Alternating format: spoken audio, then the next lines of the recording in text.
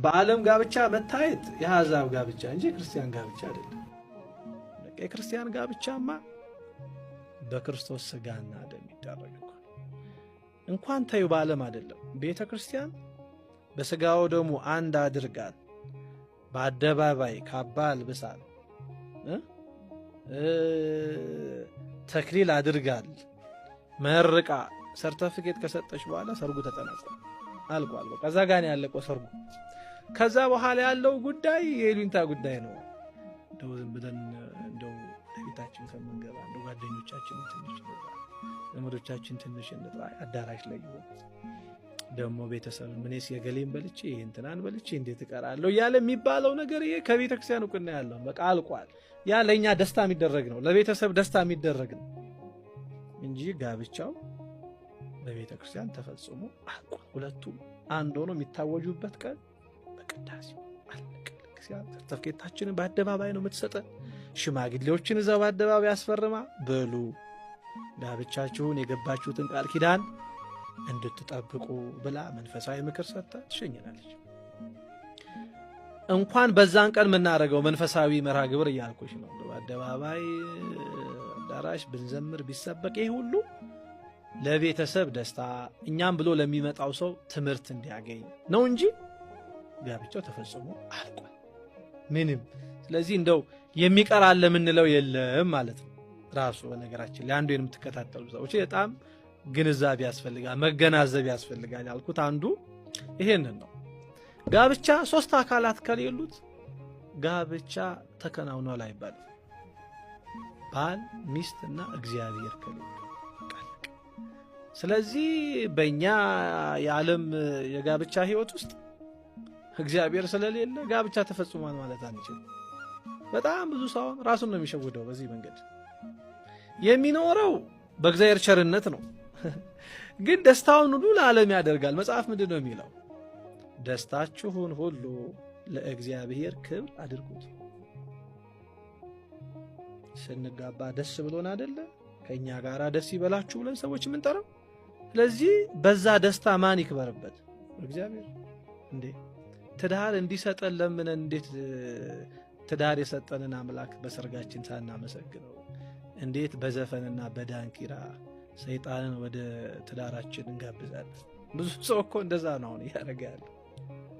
በሰርጉ ቀን ይዘፍናል፣ ይጨፍራል፣ ይዘላል። ከዚያስ ሰይጣን አብሮት ይዘላል፣ ሰይጣን አብሮት ይገባል። ምንም እኮ ነው። የዮሐንስን አንገት እኮ ተቀልቶ እንዲህ ያለ እኮ ሰማዕትነትን እንዲቀበል ያደረገ እኮ ዘፈን ነው። ምንም ግልጽ እኮ ነው። ይሄ ምን ምናሽ ሆኖ ነገር አይደለም። ገላትያ ምዕራፍ 5 የሥጋ ፈቃድ የተገለጡ ናቸው ከተባሉት ውስጥ አንዱ እኮ ዘፋኝነት ነው በዚህ። ስለዚህ ሰው እግዚአብሔርን አምኖ እንዴት ይዘፍናል? እግዚአብሔርን አምኖ እንዴት የዓለሙን ነገር ይፈልጋል?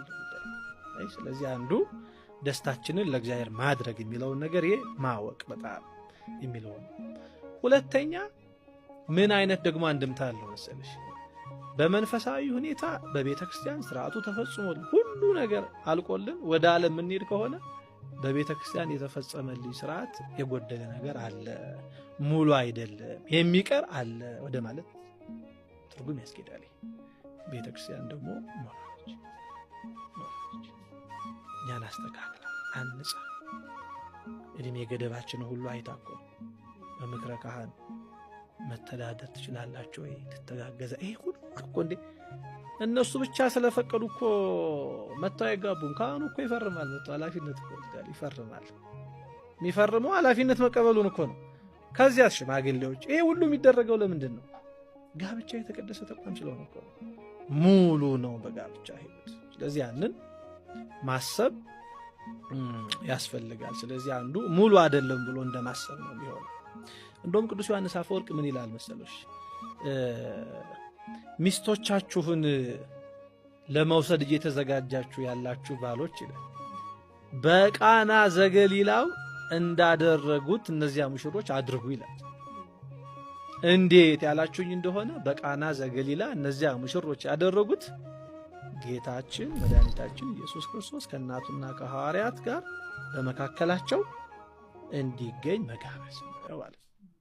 ታዲያ እኛ በዘመናችን አሁን ይሄ እንዴት ማድረግ እንችላለን ካላችሁኝ፣ መልሱ ካህናት ደግሞ በእናንተ መካከል እንዲቆሙ አትፍቁ።